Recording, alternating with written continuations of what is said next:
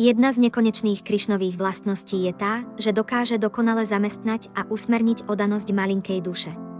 Nepatrná živá bytosť tohto sveta nedokáže jednať nezávisle. Vo všetkom závisí od absolútnej osoby. Mahámantra je dokonalým objektom pozornosti a služby. Jej prednášaním zisťujeme, že celý tento svet je len krovie pre jej zábavy. Pseudospiritualisti sa boja zapájať energie a osoby tohto sveta v službe. Nevidia, že okolo nich aj všade po tomto svete už existujú tisícky a tisícky oddaných v rôznej miere prebudenia a chápania vnútornej energie.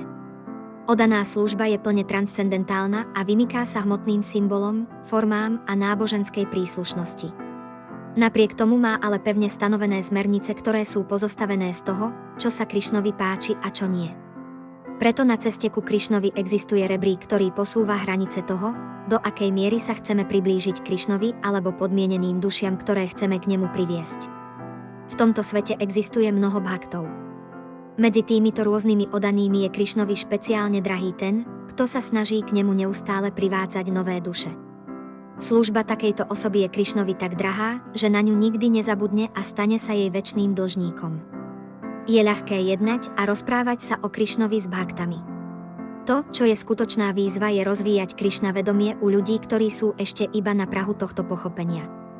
Vyžaduje si to galóny krvi a úsilia. Preto je tento typ služby v hmotnom svete veľmi priaznivý a Krišna sám v Bhagavad Gíte spieva, že nikto mu nie je drahší ako oddaný, ktorý jedná takýmto spôsobom. Je tam ale háčik v tom, že nemôžeme druhým dať to, čo sami nemáme. Každého môžeme vytiahnuť len na to miesto, kde sami stojíme. Preto je na konci dňa dôležité chápať, že Krišna vedomie začína, stojí a končí na našom osobnom vzťahu s ním, ktorý je veľmi dôverný.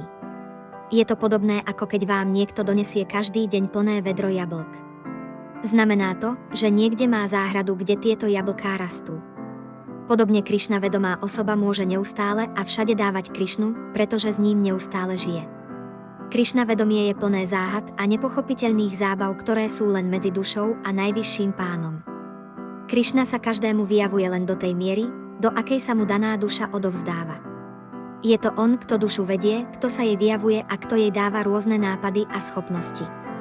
Na konci sú ale všetky tieto veci len druhoradé, pretože samotný vnútorný vzťah presahuje dianie hmotného sveta. Preto, aj keď môže mať bhakti príťažlivý rys karmy a džnány, nakoniec je to, čo očarí Krišnu, len samotná bhakti. A nikto iný ako Krišna nedokáže oceniť túto čistú náklonnosť, ktorá je prirodzene v každej duši.